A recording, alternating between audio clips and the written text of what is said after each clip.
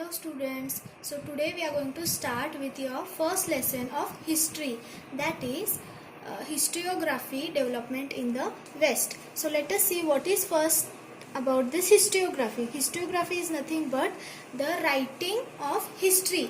The way how the history is written is called as historiography, and the development of writing history is explained in this lesson. So first of all, let us understand what is history. The discovery of interesting and memorable events of past is called as a history. Okay, so then we will study about the scope of history. So historical research and studies are carried out to understand chronology of past events. In physical science laboratory, experiments are done. But in historical method, it is not possible because we cannot recreate the past events. Also, the laws cannot be formulated.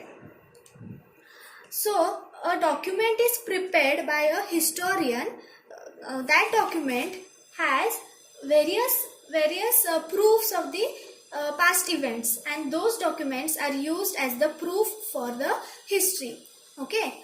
Then methods of various disciplines are, for example, archaeology. You must be all familiar with archaeology. Archaeology is the digging of the evidences of the past events. Then archival science. Then manuscriptology. Manuscriptology is the way of writing on a coin or a paper or a leaf, whatever it is. Okay, so epigraphy is the study of inscriptions are the coins. So there were various different types of coins in earlier ages. Then the analysis of lettering style. Then the linguistic, numismatics. Then numismatics is the study of coins, and the genealogy is the study of lineage is the genetics, how the humans have evolved. For example, Stone Age, and after Stone Age the Cro-Magnon, then the Neanderthal. These are the lineage. So the study of lineage is called as genealogy. So these are the various methods or the disciplines how the historical research is done. Now let us see the tradition of history. Okay, so before studying tradition of history, let us go through this historiography. So critically examining historical sources and writing historical narrative is called as a historiography. Critical examination of the historical sources. So the sources are taken from different types of coins, then the archaeological evidences, archival science, and those sources are written in a format. That format is called as historical narrative, and this process is called as historiography. Then, who is a historian? A scholar who writes the historical narrative is called as a historian. Then, let us see what is this historical narrative. Historical narrative is a perspective of a historian. What a historian thinks or what the historian has in his data, that is the perspective in writing historical narrative. The historical events by historian depends on the data collected by him. Whatever data is collected by a historian is put in the form of a historical events. Okay, his style of writing is determined by the data collected. So whatever things or whatever thoughts he puts in the words, that is determined by the data whichever he has collected. Then ancient people have also passed stories by cave paintings, storytelling, songs, etc. So you know there are different types of Varli paintings, there are different types of stories in the form of Abhanga, in the form of this Bharuds and all. Those are also the proofs or evidences that ancient people were also preserving the history by telling stories, by singing songs. In this way, the ancient people have preserved their history. Then these are looked upon as the sources of history. So whatever these cave paintings, storytelling, songs are there, those are the sources of history by which the ancient people have preserved it. Now let us see what is the modern historiography. Now this we have seen the tradition. How was the tradition in the ancient era? Now we will see what is this modern historiography. So modern historiography has only 4 main features which you have to remember. So from that, first is based on scientific principles, questions are formed. So using the scientific principles, questions are formed to answer the historical events. The questions are anthropocentric. Anthropocentric means in which humans are considered as the central fact, as the centric fact. Okay, so in this anthropocentric questions, the questions are not based on any divine criteria, or any god related questions are not taken in the anthropocentric questions.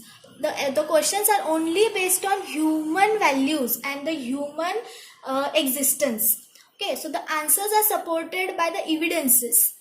Whatever the answers are given by the historians or any scholars, those are supported by evidences. Unless the evidences are there, the answers are not accepted. Then history represents a graph of mankind's journey. So whatever history, you must be familiar with the Stone Age man. So that life of Stone Age man till the man, it represents a graph of the human mankind. Okay, how the mans have evolved, how the humans have evolved on the earth, it represents a graph. Okay, so that is one of the kind of history which represents the graph of humankind's journey. Then the traditional roots of modern history comes from the Greek historical writing. Actually, history is a word which is derived from Greek language. Okay, so Herodotus was one of the Greek historian. In 5th century BCE, he used in his book for the first time the histories. So the Herodotus was a historian who